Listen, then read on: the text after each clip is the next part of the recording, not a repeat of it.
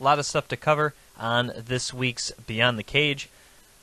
UFC 206, Glory Collision, Glory 36, Bellator 168 and 169, as well as UFC Fight Night Albany, and of course this past weekend, UFC Sacramento, UFC on Fox this past weekend as well. We're going to start first real quick with Glory. Glory 36 again happened. That was back on December 10th. Awesome night of kickboxing, 14 fights overall, including the Collision pay-per-view. Maybe what could be the fight of the year for Glory, as Daniel Lunka against Michael Dute in the light heavyweight division. That was the main event of the Glory Super Fight Series exclusively on the UFC Fight Pass. Ended up going to a bonus round. I think there were 5 or 6 knockdowns combined between these two gentlemen. Just back and forth. Just when it seemed like Alunga had the upper hand, Dute would come back. And just when it seemed like Dute would have the upper hand, Alunga would come back. And when they went to the 4th round, Dute was really controlling that round. It seemed like he was going to win it, but it didn't matter because he knocked Alunga down with 10 seconds to go in the 4th round, which pretty much made everything academic for Dute to win by unanimous decision by capturing that 3rd round. And with all the knockdowns and everything, it's really kind of no surprise that it went to a bonus round. And I'm so glad that Glory has this option to eliminate draws, that we get an extra round, especially for a fight like this. And it definitely delivered. As far as the whole evening of the 14 fights, definitely to me the most impressive fight. As far as the most impressive knockout, probably Mr. Gregorian, as he took on Daniel Salaja. This was also on the Super Fight Series. I believe this was, other than the TKO stop it. Yeah, believe it or not, this was the only knockout of 14. So by default, it was the best knockout, but it was a really good performance by Gregorian, who again is trying to assert himself back into the conversation here at lightweight. And I think with the victory like this, and considering nobody else at all these wins did, he's also fought some time at 170. This could be really good for Haru Gregorian, so we'll see him come back. As far as the rest of it goes, they had the women's Superweight Grand Prix semifinals rather. Neither fight was really that great. Both Debbie and Van Soest definitely deserved to win. They were both the better fighters, but neither performance was really overall that great. And really kind of looking to the final that ended up taking place on the Collision main event, everyone just seemed tentative the whole night. I mean, Tiffany Van Soest definitely won that fight against Emile Debbie. That's one I would love to see run back, because it was not a very dominant performance by Van Soest in either fight. And Debbie, I don't know. Again, it just wasn't a great tournament, really. So that I think we'll probably see a rematch between Van Soest and Debbie again. That was Debbie's first ever career loss. So I imagine we'll see that one run back. I still think Gladstone, maybe she was nervous taking on somebody like Tiffany, being on the stage. All that was because she did not really follow any of the sort of strategy that made her success against Graf in her last fight. So that was kind of unfortunate. But the tournament really wasn't that great. I mean, Tiffany won.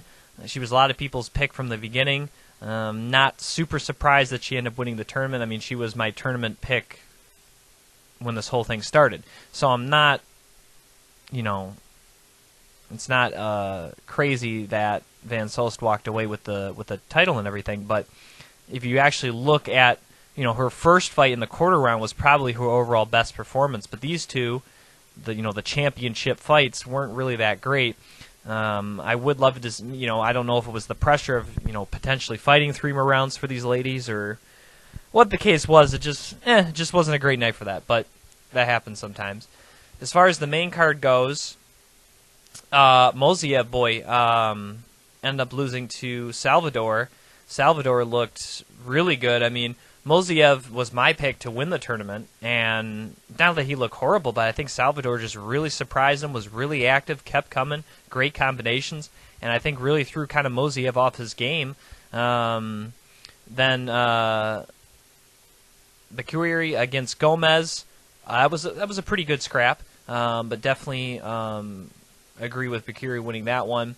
Then we get to the finals. Bakiri definitely took a lot more damage, and I think Salvador, again, he kept that same flow and momentum, and this is a guy who had never fought in Glory before this tournament, in Dylan Salvador, the Frenchman, and he comes in and beats, a pretty accomplished fighter so far in Glory in Anatoly Mulziev, and then Bakiri, even though he hadn't fought in Glory before, had a very accomplished record, and he ends up taking him out, and now he gets himself a title shot. And I actually think he's going to be a force. I mean, he looked good for 6 rounds. And obviously, Sidichai, the champion in that division, who I'll get to in just a second, is a guy that, he's a decision guy. He's the guy that's in it for 15 minutes. So the fact that Salvador was able to look good over 18 against, I think, quality competition. I mean, he probably faced the best 2 guys he could face in this tournament, just the way it... And the add-in had short notice. He wasn't even supposed to be in this tournament to begin with.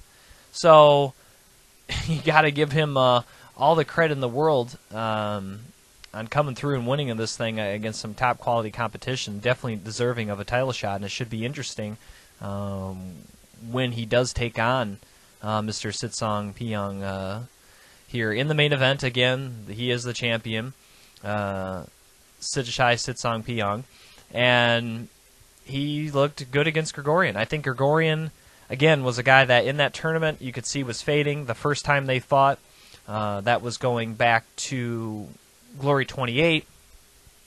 However, with this being a 5-round fight, obviously it still favors Sidichai in terms of conditioning. We thought maybe Grigorian could use some of that big panache that he had in the first 3 rounds of that tournament, use them here in the first 3 rounds of this fight. But we didn't really see that. It just seemed like he was kind of pacing himself and making sure he could get through the 15 minutes. But that's not how you're going to beat Sidichai. It's just not going to happen. And I think for Grigorian, I think instead of pacing himself and hoping that he lasts 15 minutes, he should have maybe amped it up a notch and just, tried to finish it. Because pacing yourself like that and trying to match Sidichai in a technical battle, which is what he kind of turned it into, really not going to do that. It's just, that's what this guy does. So it really wasn't surprising to me that Sidichai walked away with a victory. I mean, he did what he normally does. I mean, he avoids big shots. He counters effectively. He has that, he didn't throw that left back kick as much as he had in his previous 2 fights against, in the previous Van Roosmalen fights. But did mix in his boxing a little more, which is something that starting to see him do a little more. But, Grigorian didn't really impress me, considering how well I thought he did in 6 rounds, even though he faded in that second fight, which was the final against Sidichai the first time. I think pacing himself was the issue here. I think he was too worried about trying to last 15 minutes instead of worrying about finishing Sidichai. And I think that kind of cost him in this fight. And no surprise, Sidichai walks away the champion and should have an interesting matchup against Dylan Salvador moving forward. If that's what is indeed next, of course, could always set up an amazing trilogy fight with Robin Van Roosmalen as well. Of course, he already has his 145 title defense as he becomes the first 2-division Glory champ. And he'll be taking on Matt Embry in January. So he, of course, has to worry about that first, but could potentially become the first simultaneous Glory champion as well, which would be pretty cool. Moving to Collision, the pay-per-view portion of the card, again, I already talked about Van Sos and Debbie, not the greatest, but what a performance by Ben Sadek against Ismail Lant. Lant just, boy, that probably the worst performance he's had so far here in Glory, and Ben Sadek, a guy that, I talked about this. This is a guy who's had a pretty good run in Glory as of late. He started off really shaky, but had won his last 3 fights coming into there. A guy with legitimate knockout power. A guy that had 24 of 30 wins by knockout, 26 knockouts of 30 victories coming into this fight. And the fact he would have a significant height and weight advantage over Ismail. I kind of smelled a little bit of an upset, and the fact that he had nothing to lose. Lant was the guy who had won the heavyweight tournament, who was promised a heavyweight title shot, and, was kind of fighting just to keep his spot and kind of stay active. so he could stay in line to fight Rico. But now, with him losing, and of course Benjamin Ajabuji having an excellent performance in the most recent heavyweight tournament, you could see a case where Ajabuji maybe gets the shot first over Lant with this loss, even though Lant did win a tournament. Because now, we'll get to what happened in the main event, it's going to be really hard for Glory to sell Rico against Lant with Lant coming off this loss. It really is. Now, is it just as hard to sell as Ajabuji, a guy that Verhoeven walked through in about 50 seconds? Yeah, maybe, but at least Ajabuji has gone back and won some fights since.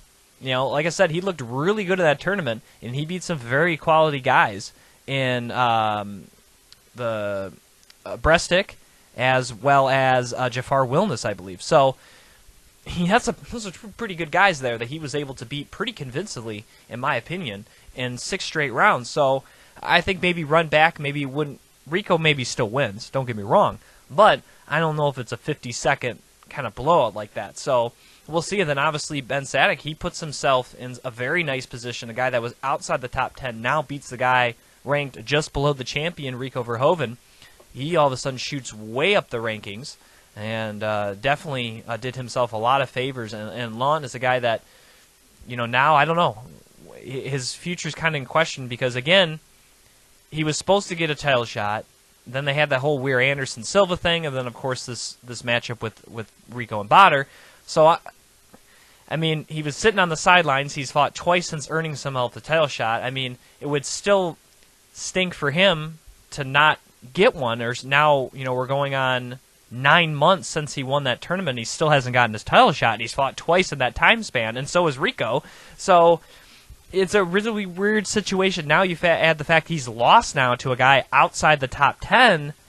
I don't know. It's definitely an interesting situation that Ismail Lant finds himself in, and he may have to find himself getting a win just to get a title shot that he already earned.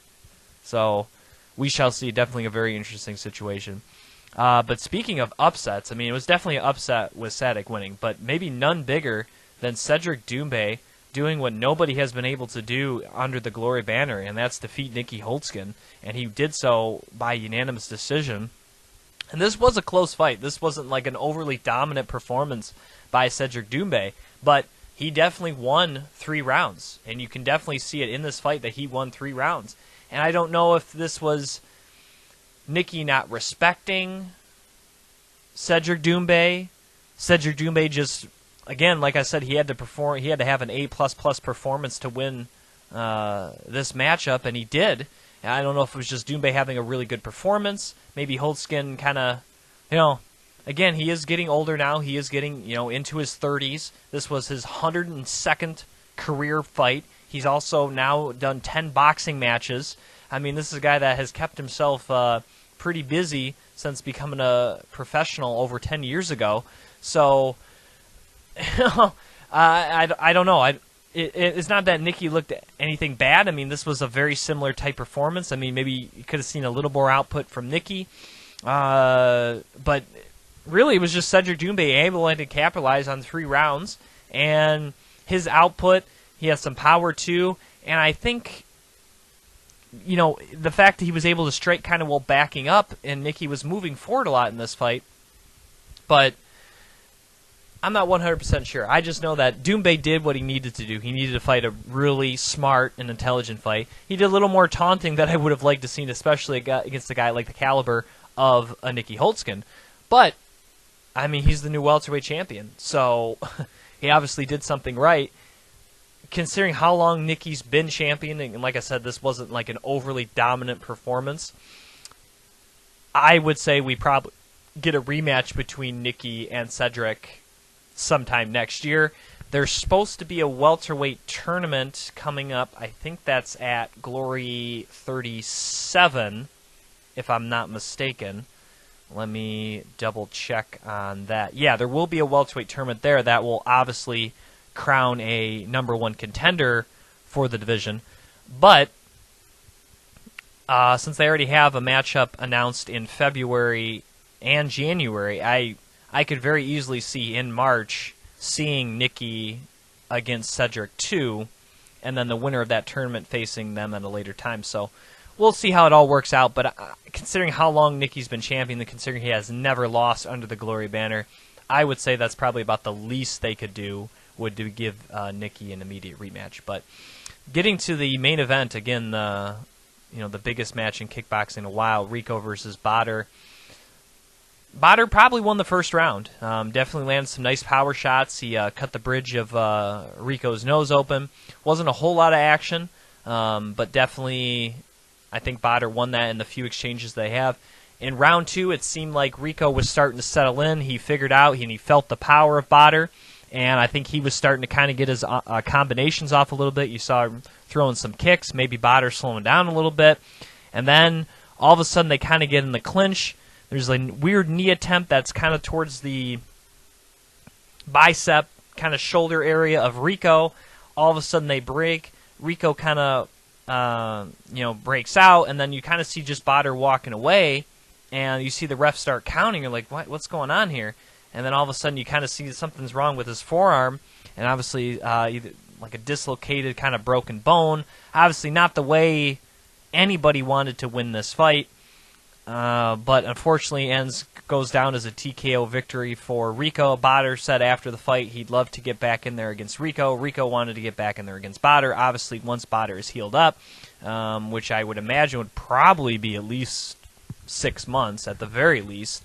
That's a pretty serious injury he had. Anytime you have a bone protrusion, that's not something that you just come back from that. And already considering he had about 18-month layoff before that, so we'll see. Rico will at least for sure fight at least once before any sort of thing happens with Bader, which I would imagine would be sometime next summer. It didn't go the way I wanted, but overall a solid. Considering how many fights, it was solid. Definitely the fights could have performed a little better, but the main event was the hype there, and I think the fact that this didn't end the way everybody wanted to, it really sets up a rematch very nicely for them. It really does, because the chances of a fluky thing happening like this again, not very high. So I think it really builds up a rematch more had one or the other just knocked them out cold. So I think for glory's sake, it does set up a pretty good rematch sometime in the summer, and a chance for them to maybe see how well this pay-per-view worked and whatnot. But the actual pay-per-view portion of the card was pretty solid, and definitely enjoyed it. And if you get a chance, I think a lot of the fights have already been added to YouTube and Fight Pass, so check those out if you haven't already. Going from Glory to Bellator 168, of course, there was some kickboxing an event there, which was on tape delay, so that just upset me. The fights that did place, John Salter, another nice victory. He's a guy that I think is maybe a dark horse in Bellator's middleweight division. He takes care of Claudio Ansunchario very quickly in about 1:40. Then an amazing fight between Kleber Silva and Felipe Lins. Definitely a back-and-forth fight. Lins probably winning a little bit, and then Silva was able to come back, get the knockout punch. Very impressive there.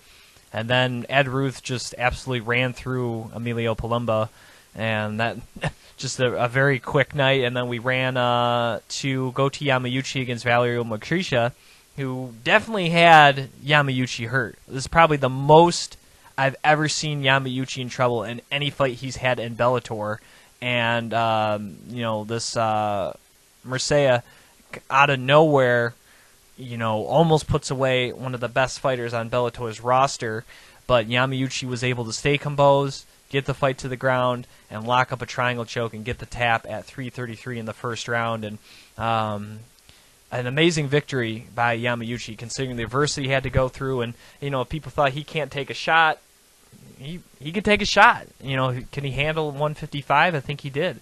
And I think now with a second victory at this weight class and definitely dealing with some adversity, I think he's going to get a pretty good fighter his next time out here for Bellator, and I think he's maybe only 1 or 2 away from getting a title shot. I think if he continues to progress the way his jiu-jitsu is probably the best in this division. So that right there is pretty confident, considering he's going against some great grapplers at the top of this division. Like a Josh Thompson, and of course Ben Henderson and Michael Chandler, even a Pitbull. So he definitely has an advantage almost all of those guys. It's kind of really the striking game is what if those guys decide to turn into striking battle, how can he adjust? He definitely showed he can take a punch, so that's something, but I would say that's the really only huge question mark in his game is if he has to stand up for long periods of time, will he be able to adjust? And then Sakara against Beltran in the main event, Sakara, kind of expected, if Beltran couldn't really close the distance and make this kind of a dirty boxing clinch war, which is kind of his forte, anything at range, Sakara, again, fighting in his home country, can really just kind of let loose, especially at 205 pounds. I mean, not really cutting weight. He can pretty much just unload, and that's pretty much what he did, and he got the knockout victory. There was a no contest in his first fight since leaving the UFC. That was back in December of 2014, but he has not lost since October of 2013. So far, 2-0 in Bellator, both fights coming in his home country of Italy. Be interesting to see how he could do not fighting in Italy under the Bellator banner.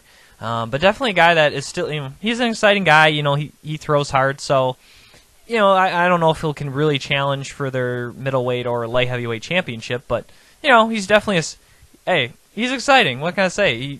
He knocked out Joey Beltran. That was exciting. It was fun to watch, but not a serious contender. But considering what it was for this card, being one of the smaller events, I mean, 5 fights, 5 finishes. You can't really complain about that. So from that standpoint, it was a very excellent night of fights, and got to see some fantastic finishes.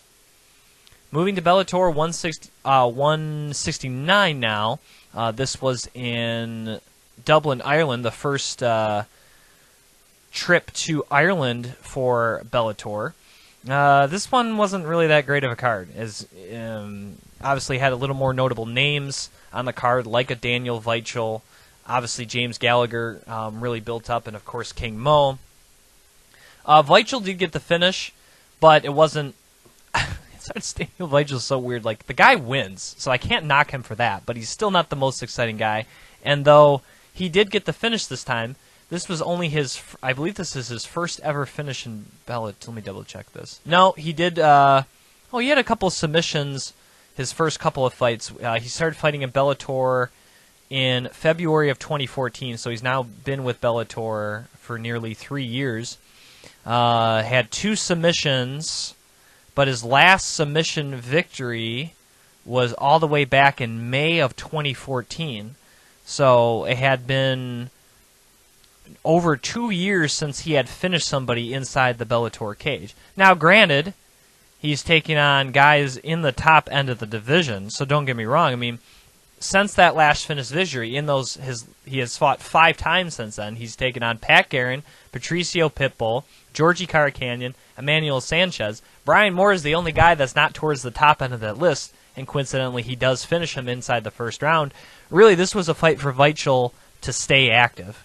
This was only his second fight this year. He only fought once previously in 2016 in July when he had the split decision win over Emmanuel Sanchez. So this is just a way to stay active, keep him aligned, because I do believe he should be fighting Daniel Strauss for the featherweight championship coming up next. So this is a guy that kind of was just looking to to stay active and keep in pace, and that now gives him 3 consecutive victories. And the one thing I can say is he's taking a guy he should beat, and he went in there and he got to finish in the first round. So I got to respect Weichel for that.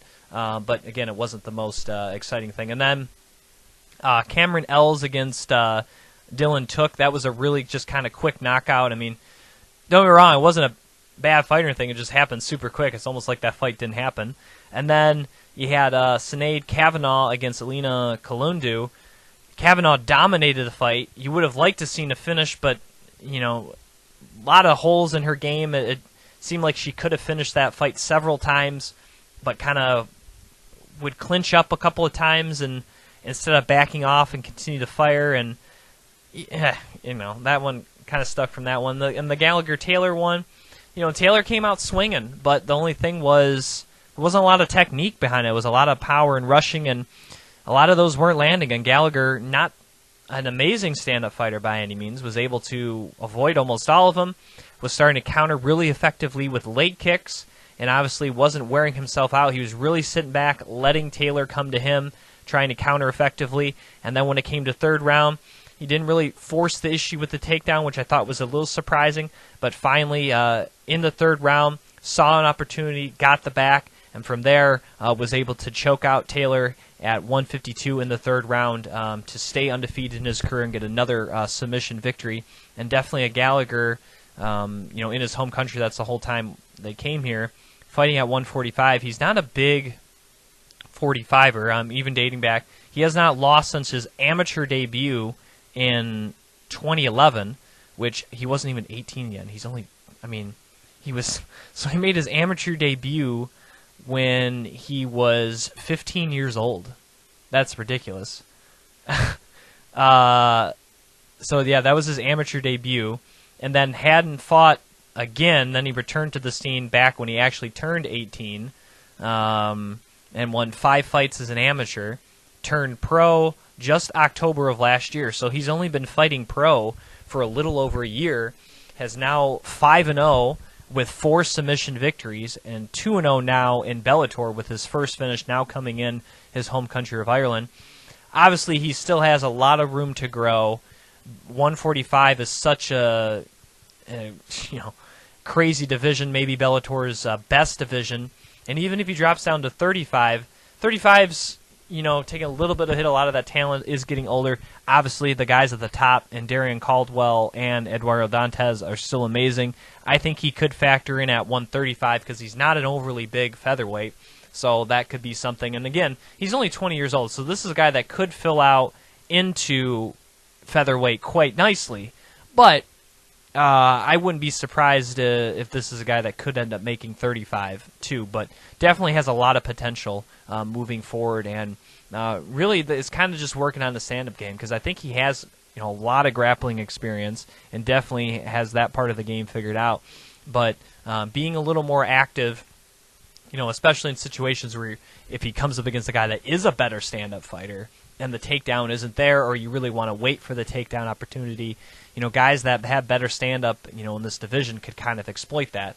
So that would be the only thing he's obviously going to have to work on. But again, he's 20 years old. This was only his 5th professional fight, so I can't really be too negative on him, because at the end of the day, he got the finish and overall fought a pretty smart fight.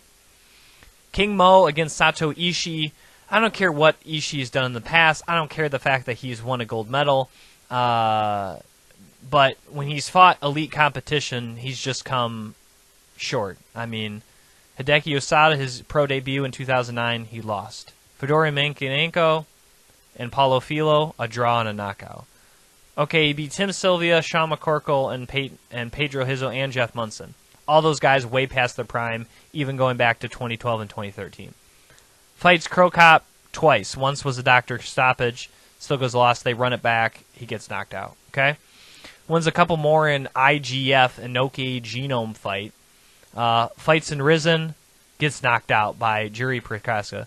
Fights King Mo, has a horrible fight. Yeah, you can make a case he won, but it doesn't matter. That was a horrible fight by both parties. And then just, I don't know what he's doing. I don't know what he was doing against King Mo. It didn't seem like he wanted to fight.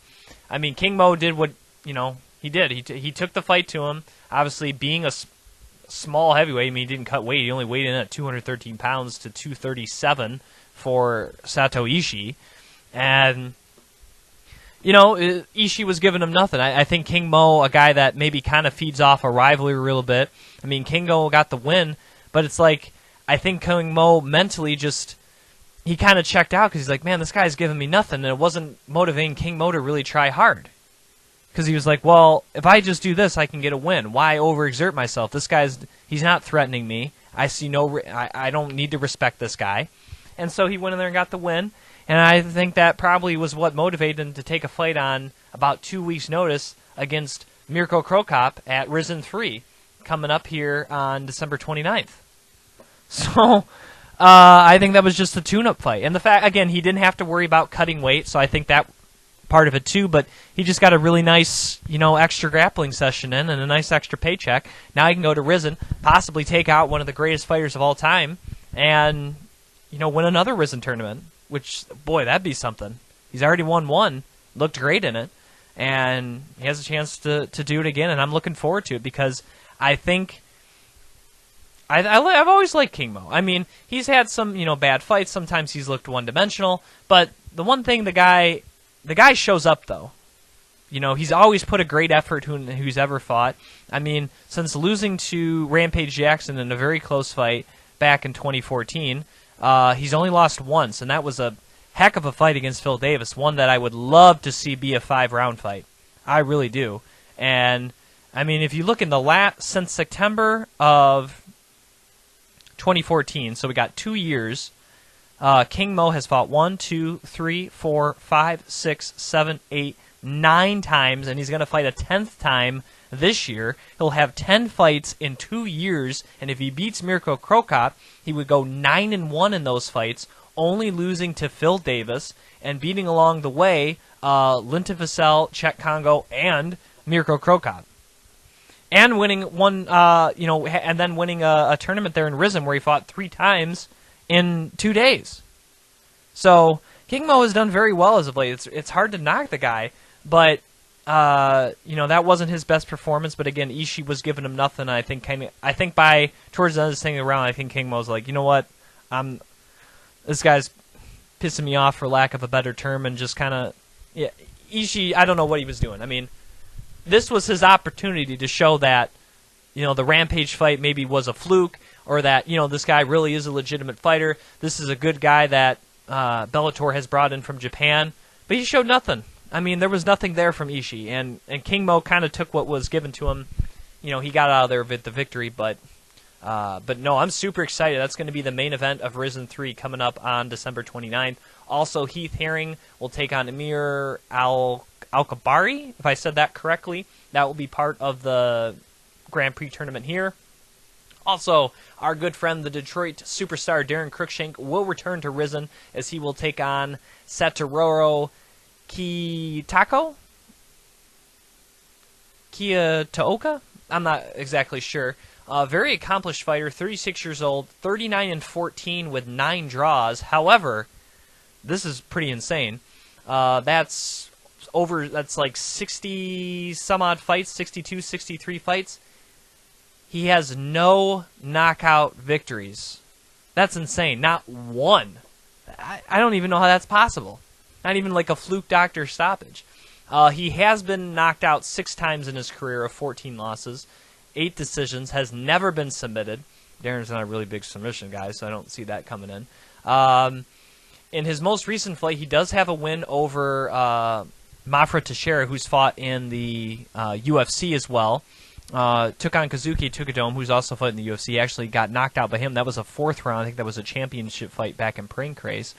Does have a win over Dom O'Grady, who we've actually interviewed on the show.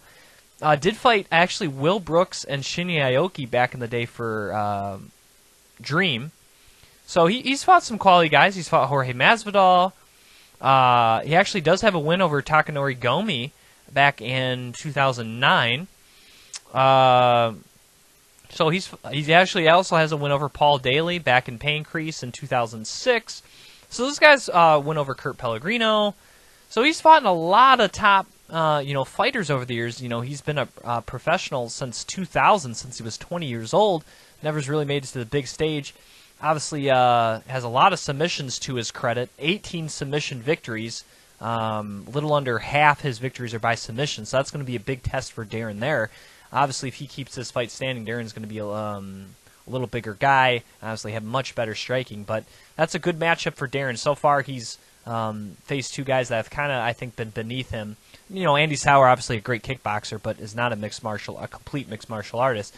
So I think for Darren, this is a really big test for him, taking on a veteran of the sport like this who has a submission, because submissions have kind of been his Achilles heel. So if Darren can get by Kitaki, maybe we can start talking about Shinya Aoki, And obviously getting a 3rd win in a row against a quality veteran like this, especially if he can get another finish victory, Darren becomes very attractive to a lot of organizations, not just Risen, but there could be a crossover there with Bellator. There could be interest from World Series of Fighting as well. So, this being the last fight of his contract, I think Darren does like fighting over Japan, but being able to get this victory, the last fight of a contract deal, definitely gives Darren some options moving into 2017, and obviously the whole night should be exciting, and I'm ready for it for December 29th. Let's get to the UFC Fight Night Albany real quick. We had Gian Vellante on before the fight, and his fight against Sarabeg Sarov, and Sarov, a guy that probably should be fighting at middleweight, took this fight on short notice, and boy, he tried his best. I mean, he took a lot of punishment from Vellante, especially with that kicks to the leg. He obviously was taking a lot of good combinations. He landed some big shots of his own. That first round was definitely back and forth. Both guys were getting wobbled. I think Vellante, when we kind of spoke to him in the interview, he kind of just said he's going to go in there and, expect to fight. He didn't have a lot of tape on it. And I think that kind of showed because I don't think he really knew. I think he might have would have tightened things up a little bit and would have been in and out of the pocket more, knowing what type of power this guy possesses and the combinations he throws. I mean, Vellante definitely won this fight. He got to the point where he was really dominating and was punching, and Keith Peterson definitely did the right thing, stopping this one at 254. Not to mention the damage that the Russian took to his leg, but this was a fight where I think Vellante maybe underestimated him a little bit, and again, he was a little bit of a letdown, not taking on Patrick Cummings, a guy like he said that would have shot him up the rankings more than taking on, an injury replacement making his UFC debut, and I think they had some to go with it, but it still ended up being a fantastic fight, and showed that Vellante obviously can definitely take a punch, and even though it wasn't against the greatest thing, he definitely went through adversity. And was still able to come out on top there in his home state of New York, which I know he was really looking forward to doing. So, congrats to him, and definitely Sarov, a guy that, boy, he could take a punch. I'd definitely like to see him come back again on a full camp and maybe down a weight class. But he's definitely a guy that he's a very intriguing dude because he definitely took some punishment. Also, real quickly, some winners on the undercard, notable. Julian Lima defeated J.J. Aldrich. Andrew Sanchez over Trevor Smith. Gerald Michart against Joe Gigliotta. And also Randy Brown knocking out Brian Camuzzi. Oh, and Justine Kish defeating Ashley Yoder. So those were some notable things on the undercard portion. Then Corey Anderson, no longer calling Beeston 25-8, but I'm still going to call him Beeston 25-8. I don't care if he calls himself the overtime. Against Sean O'Connell.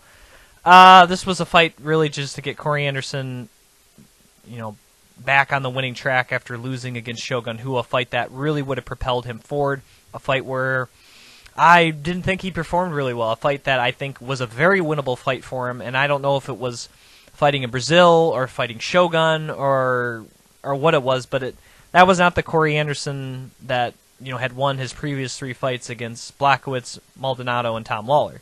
And going against O'Connell, a guy that's kind of more of a ballroom brawler of sorts, and obviously a guy that's not a real big light heavyweight, pretty much had all the makings for this. I really didn't see how O'Connell could really stop Anderson, and he didn't.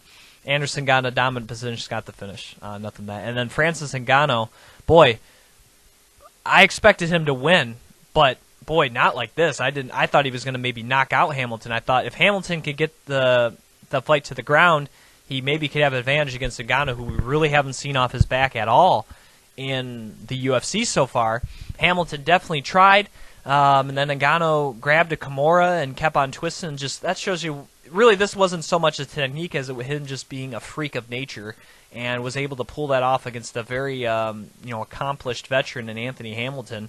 And boy, definitely a performance of the night bonus. Very impressive. I mean, it was one thing to beat Anthony Hamilton, but to go out there and submit him like that, absolutely impressive, and he earned himself a big-time fight coming next, and deservingly so, as he will be taking on former UFC heavyweight champion Andrei Arlovski, and I think that's going to be the co-main event to the UFC Fight Night in Denver, with the actually that'll be like the third big fight, because Valentina Shevchenko will be taking on Juliana Pena in the main event, with the winner getting a shot at the Women's Bantamweight Championship. And then, of course, Donald Cerrone in his hometown will take on Jorge Masvidal at 170.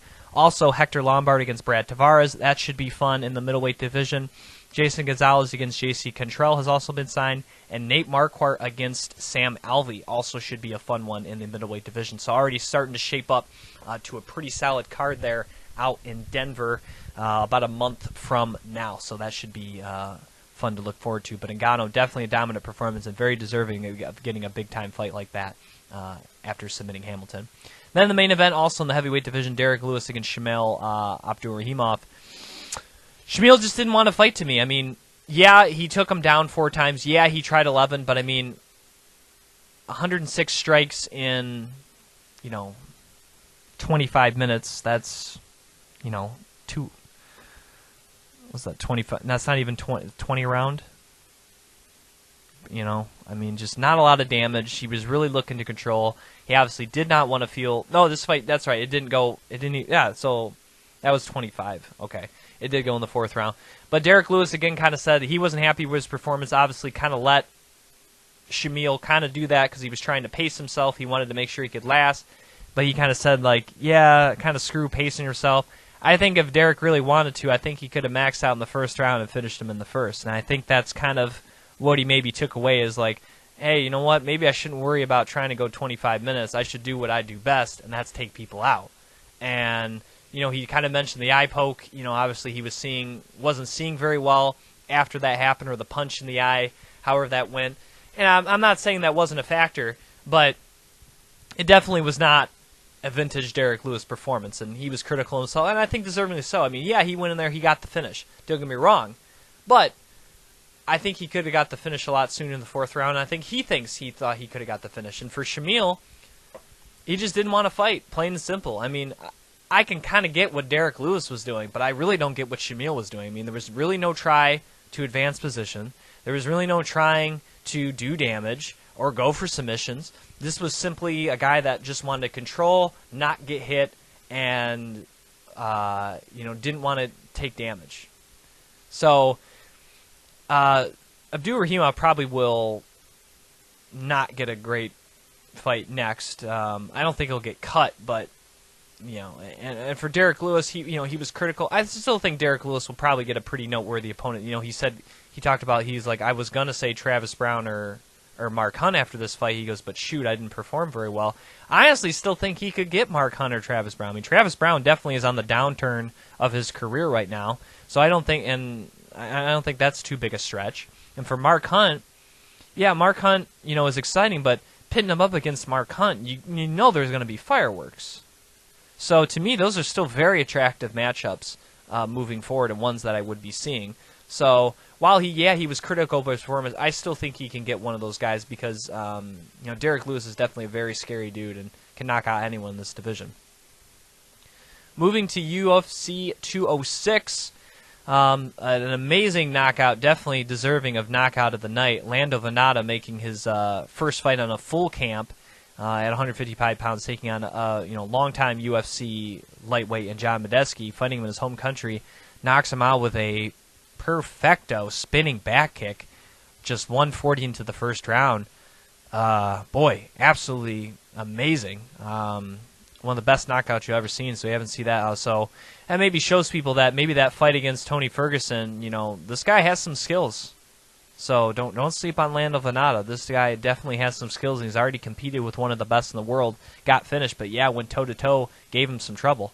So this is a guy that definitely can compete in there, and I think he proved that the Tony Ferguson fight wasn't a fluke. Dustin Ortiz, kind of an upset against Zach Makovsky, winning by a split decision. Big win for Justin. Rustan Khabilov returns to the winning track as he took out Jason Sago. Also, Matthew Lopez with a really big victory over Mitch Gagon in the bantamweight division. Also, at the strawweight, a return to the strawweight division, Letourneau, she actually moved up to 125. Letourneau still trying to sort out the weight, just didn't have enough to take on Viviana Piara, losing.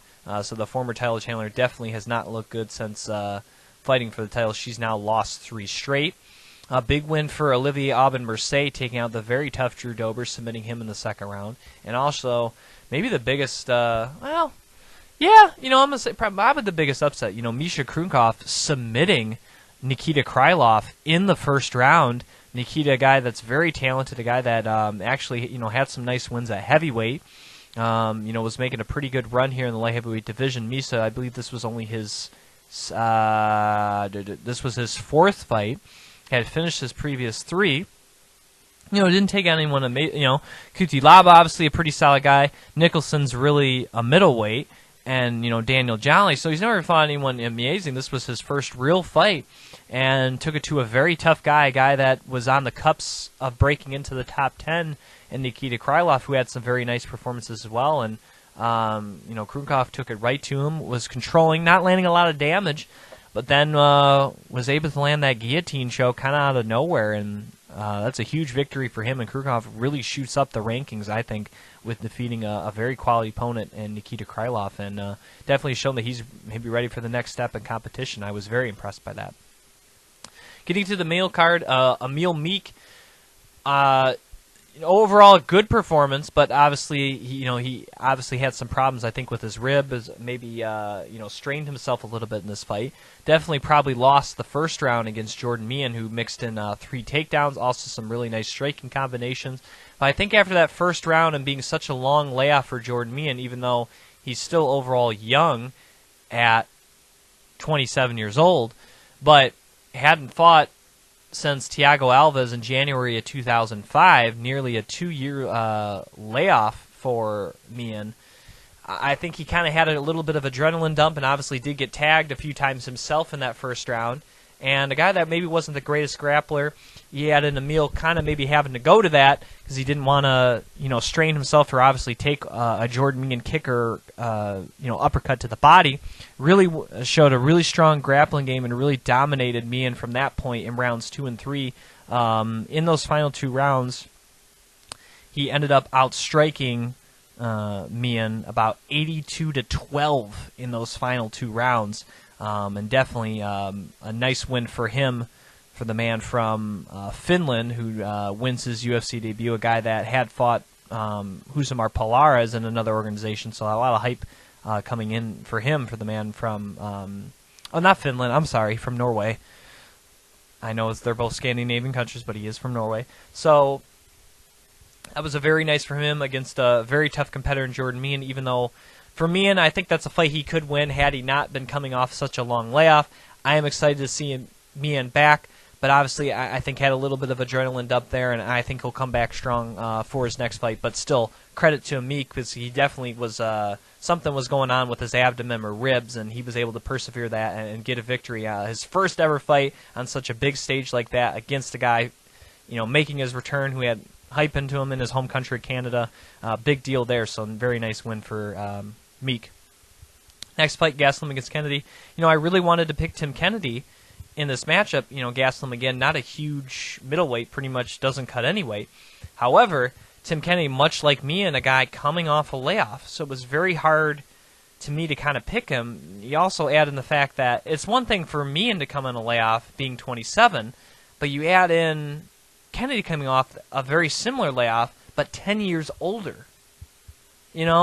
And obviously, you're taking on a guy in Gastelum whose back was kind of against the wall with missing weight again, possibly permanently banned from fighting in the division he feels is his home in the welterweight division, and a fight that if he lost, he could very well get cut.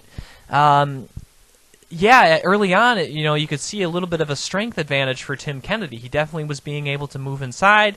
He definitely was able to kind of out-grapple Gastelum a little bit. However, after that first round where Kennedy landed 2 of 4, again, I think Kennedy had a little bit of adrenaline dump. It's been a while, and Gastelum obviously going to be the much faster fighter and already had the better stand-up skills. I think towards the end that first round started to be comfortable, saw what Kennedy was featuring, figured that he can keep the distance and stay away from Kennedy, strike from the outside, use that speed that he has. He could maybe do something, and that's what he did. And the more this fight progressed and the more that Kennedy could not get inside on the clinch for a takedown, the more it came Gastelum's fight, and eventually all those punches kind of wore up as Kennedy really had nothing to offer in the feet in terms of striking offense, and Gastelum was finally able to pick him apart and get a knockout in the third round in a very impressive performance. I mean, Tim Kennedy's a guy who has beaten the current middleweight champion in Michael Bisping. So this is not a guy that can be put away easy. I mean, he's went toe-to-toe with Jacare and Luke Rockhold as well and hasn't been finished. So this is not an easy guy to put away, regardless of when you face him. But yet in the long layoff and, getting a little bit older, I think this kind of had the makings of an upset. And while I thought Tim Kennedy definitely had a chance to win, I'm not surprised that Gastelum was able to go in there and do what he did. So I was very excited for that, and very quality performance. Also, I think this is probably fight of the year. Obviously, there's only one more fight card left in the year, and I find it hard-pressed that one of those fights, even though there's some good fights coming up for UFC 207, can do what this fight did between Doo Ho Choi and an absolute war, just back and forth. But in the end, it was the aggressive moving forward and unorthodox striking style of Cub Swanson that ended up doing the more traditional Doo Ho Choi, who definitely had his moments too, but I think Greg Jackson and his team there coaching Cub kind of sensed that Choi doesn't do as well countering moving backwards. He's very good at moving forward. So I think after that first round where Cub got tagged a few times, they really made an effort to move forward, chase him down, not allow him to move forward as much to get off those incredible combinations and power punches that he has. And I think you saw more of an effort. Obviously, Cub mixed in some takedowns as well. Was successful on a few of them. Choi does have good takedown defense, but not a guy that I would say can really submit you off his back. That's not really what he's known for. I don't know if he has a submission victory to his credit. Majority of his wins by knockout. But Swanson, obviously a guy that is a Brazilian Jiu-Jitsu black belt, wouldn't really fear him. And I think that really was the big difference, was kind of moving forward, keeping Choi off on his toes. He did mix in 5 takedown attempts that landed his 2 successful takedowns in round 2 and 3. I think that really helped him secure those rounds as well. And I think keeping that aggressive nature, I think caught Choi off his game a little bit. And Choi, obviously a guy that so far has had a pretty easy go of it so far in the UFC, and I would say for the majority of his career, I don't know, he really hadn't gone for that much adversity. And so I think this was, not to say that he handled it wrong or anything, just he hadn't really been in that spot where he needed to go for things or he really needed to cover up or change things. So obviously after the fight, he said, if this is what losing feels like, I don't want to feel this again. But definitely a guy, I think if he kind of can adjust, learning how to counter, kind of moving backwards a little bit, maybe tighten up, his defense, because he definitely has the hands a little low. There's just little small adjustments, because obviously he's shown that he could take a punch. There are a lot of featherweights, I would say most of them would have fell to that pressure and that onslaught. And the fact he was able to hold up under that and still at the same time dish out his own, I think shows the testament to this guy's heart, will, determination, and again, overall skill set. And definitely a guy, I believe only at 24 years old, has a very bright future. If that wasn't apparent already, taking on a longtime veteran of the sport like Cub Swanson and going through a war like that, I think definitely proven for Cub. Huge win for him, because obviously, he was coming, he kind of looked, after having a huge 6-fight win streak, he had fallen on some tough times, losing to division top guys in Holloway and Edgar.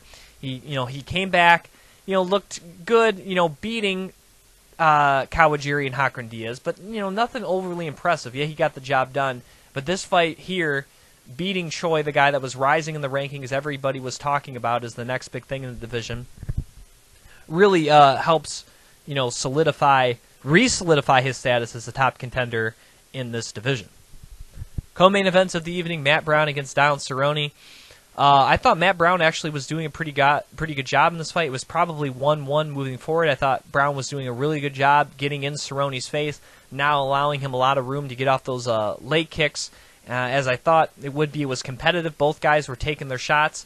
But I think eventually, after taking some punches, again, the one big difference Cerrone has in this division as opposed to 155 is the hand speed. He's so much faster than these guys at 170.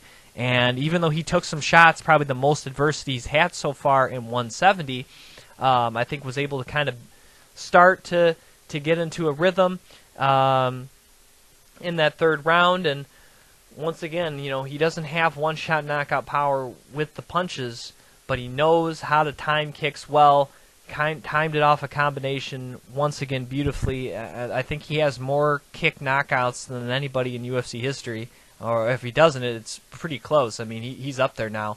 But once again, pulls off a great combination, lands it flush to the dome of Matt Brown. Matt Brown goes crashing to the canvas, and this one stops. Another flawless performance here by Donald Cerrone. He already has signed his next fight for Jorge Masvidal. If he beats Masvidal, again, a guy that is a very tough competitor as well, that'll put him 5-0 in the welterweight division. Beating Matt Brown and Jorge Masvidal, also beating a guy like Rick Story and Patrick Cote. You can make a case, possibly. I know the title picture is somewhat convoluted now. Of course, there's Stephen Thompson, there's Damian Maia up there. Of course, his own teammate there at Jackson Winklejohn and Carlos Condit. A lot of things, but it should be interesting moving forward. I mean, I'm excited for that, and he put on a brilliant performance. Of course, Colin had Matt Brown on before the fight. Matt Brown fought a good fight. It's just, boy, he kind of got caught there. And you can make a case that he was actually starting to kind of get into a rhythm as he did outstrike Cerrone 42-25 in that frame. Like I said, it was probably 1-1 heading into that third round, so it's not like this wasn't a competitive fight or Matt Brown was getting blown out and finally got put out of his misery or anything. This was a very competitive fight. He definitely put Cerrone through the most trouble he's had so far at welterweight, but Cerrone was able to find that combination and get the knockout. Main event of the evening, Anthony Pettis against Max Holloway. Before the fight, Anthony Pettis missed weight, so if he would have won, he wouldn't have been the interim champion. If Max Holloway would have won, which he did, he would be the interim champion and would face Jose Aldo. But I think the whole time in this fight, once again, that seems to be Pettis' biggest flaw is his boxing. He has good kicks. They're very explosive, but when it comes to actual boxing with the hands, he's not at the same level as some of these guys, regardless of the division. And when he can't get off those kicks, it's like he kind of loses confidence. And it seemed like that was the case here. Also in the fact that it looked like he broke his hand. That didn't help his confidence. You also add in the fact he already kind of had missed weight, maybe wasn't in the right space mentally.